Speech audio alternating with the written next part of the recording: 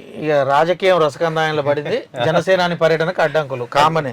Election లేకముందే ఇయ్యలేదు. ఇది ఎప్పటి నుంచి అంటే అన్న, మనకి చంద్రబాబు నాయుడు గారు అరెస్ట్ జరిగినప్పుడు పరామర్శిద్దాం అనుకుని బయలుదేరదాం అనుకున్నప్పుడు హైదరాబాద్ లో ఉన్నాడు పవన్ కళ్యాణ్ గారు. అయితే అప్పుడు ఆయన పర్మిషన్ ఇవ్వలే.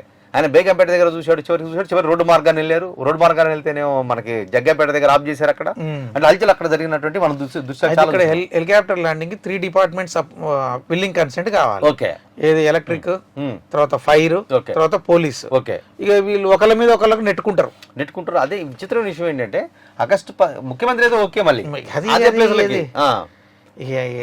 నిస్సిగ్గుగా చేస్తారు అనుకో. తప్పిది. ఎందుకంటే కానీ దీని వల్ల ఆయన హెలికాప్టర్ ఆగి పరామర్శించడం వల్ల వచ్చే మైలేజ్ కన్నా పర్మిషన్ ఇవ్వకుండా ఉండడం వల్ల వచ్చే మైలేజ్ ఎక్కువ ఉంటుంది నేచురల్ గా.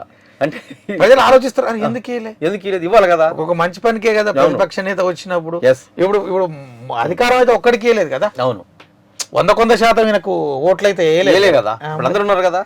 అయితే ఇది పవన్ కళ్యాణ్ గారికి ఒక విధంగా చెప్పాలంటే ఇది ప్లస్ పాయింట్. ఎందుకంటే మీరు పబ్లిసిటీ వస్తుంటది.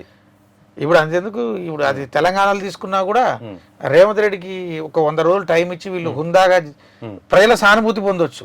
దానికి విరుద్ధంగా వీళ్ళు మొత్తం ఇదైపోయేసరికి ప్రజలు ఇప్పుడు ఒకటి వస్తుంది, అరే అధికారం కోల్పోయినా కూడా ఈ అహంకారం మాటలు అక్కడ అవినీతనంగానే వీళ్ళు భుజాలు తడుముకుంటారు ప్రతి దానికి. అది